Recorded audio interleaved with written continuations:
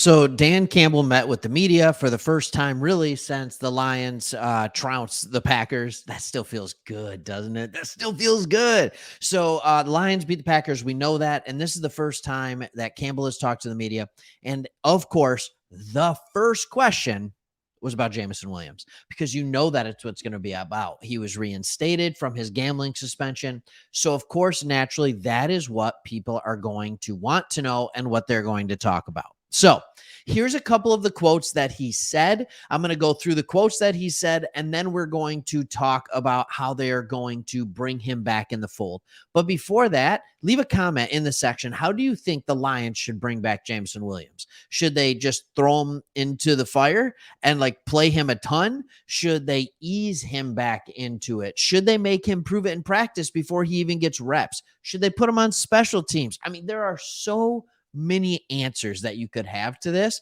I have a way that I think makes sense, and Dan Campbell has his way. So without further ado, I'm going to use Pride of Detroit on this one. They actually put the quotes in one spot. So here's what it says. It says, Dan Campbell said, "I'm not worried about him working. He will.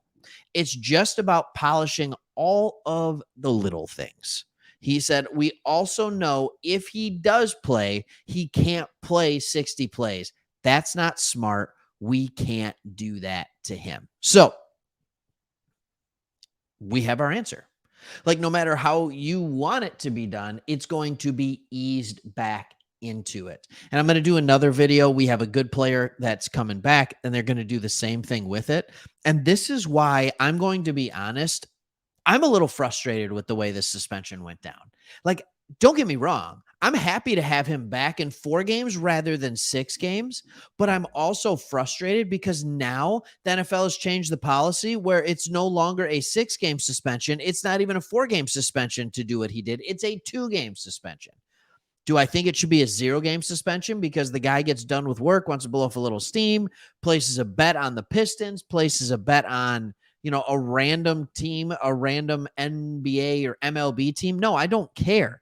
But like, what bothers me most about this is that we lost him for 4 weeks and he didn't even get to be with the team. Like, he could have been with the team 2 weeks ago if it was under the old rules. He would have missed 2 weeks, right? And so he had the hamstring injury. He couldn't rehab. He couldn't do all this kind of stuff with the team. They gave him a plan to do and work on his own. Like, great, but not nearly as good as a plan when you have professionals overseeing your recovery. It's a completely different ballgame. It's a completely different mindset, especially for a young player. So Dan Campbell said it's the exact same as it has to be. We have to ease him in. We're not going to go and put him out there for 60 plays. That wouldn't be fair to him. He also said this. He said, it's all about improvement. No different than the rest of the team. Every week, we just got to get a little bit better. He just needs to get a little bit better, and we'll take it from there. All right. In other words, he's saying, look, it doesn't matter who it is. It doesn't matter what that is. It's simple. Every week, just go out and get a little bit better. Every week, go out and improve. That's all they're asking for. But I think it's a lot more than that. And I'm going to give you the longest quote that we have here. And then this is it for the quotes. All right. He says, for me, it's dependability. That's it. Reliability, dependability. Go line up where you're supposed to be. We're going to get the right route, the depth out of you. We can count on you being where you're supposed to be. And when you're supposed to be there, that's it.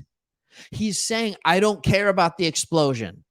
The very next thing he said, I'm not looking for yards. I'm not looking for explosives, not looking for touchdowns. Man, just be a reliable receiver like any of those guys in the room. That's it. And to me, that's a good year because we're about winning. It's not about one player, and that'll help us win. And I do believe he went on to say, like, he will help us win.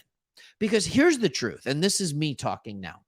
If Jameson Williams is dependable, if he is reliable, that goes from catching the football That goes from running the right route. That goes from blocking the right way with effort. That goes from the right depth on your route. That goes from understanding the difference between zone and man coverage, where to settle in, where to keep running. Are you running away from man? Are you settling into zone? Like, those are all the things. That's the work that has to be put in as a wide receiver. Jameson Williams has the talent. Like, sky is the limit for this guy. He can get open on almost anyone. The issue with him is not that. And we've talked about this till the cows come home, but at least now we have an idea of what's going to happen. So, do I expect him to play a play or two on Sunday? Yes. Do I expect them to be go routes? Yes. Do I hope, and this is what we can be looking for, if he runs something other than a deep route, if they put him in there on more things other than just a run play or for a deep ball, that is shockingly encouraging. If they have him running a hook route, an out route, a slant, or whatever you want to call it, if he's doing any of those things, then that means that he's put in the work and he's further along than we even thought he was. The two things that aren't as hard for him to run are just a little almost like pop pass, like a screen pass, or a go route. If he's running anything other than those two routes, you can know that he has been doing and putting in the work, and that should be a good thing. All right. The guy and Goff have not had chemistry yet.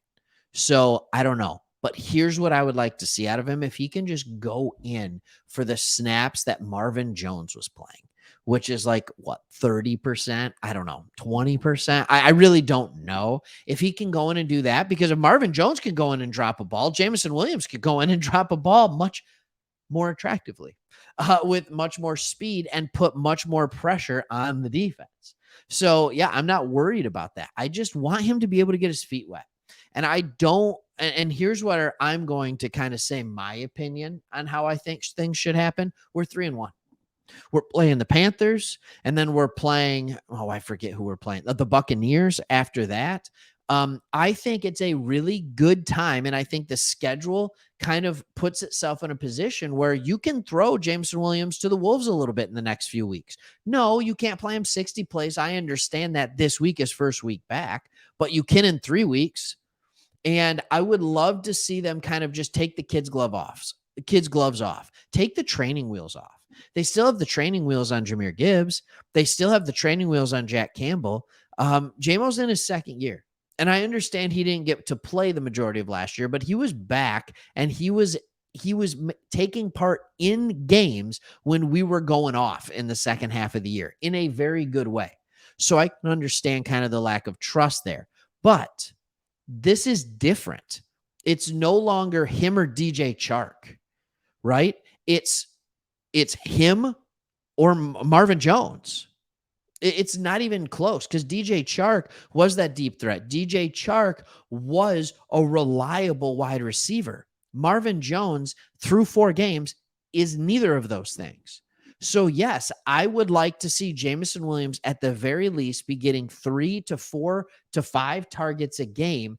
And then if he's getting in the flow of things, if it's going well for him, allow him to get more than that. That's just kind of where I'm at with it. I know they're going to ease him in. I know it's about dependability, but sometimes I think you just, with certain players, you need to give them the chance and they can prove that they're a gamer or not.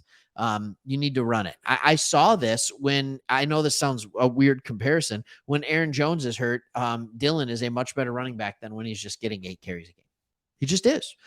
Some players are better when they can ease into the game, get the feel of the game, and it really does help them. And maybe that's why he left Ohio State, because he wasn't on the field 100% of the time.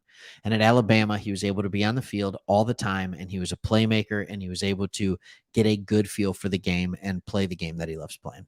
That's just kind of my thoughts. Let me know what you think, and we will see you on the next one. Go Lions.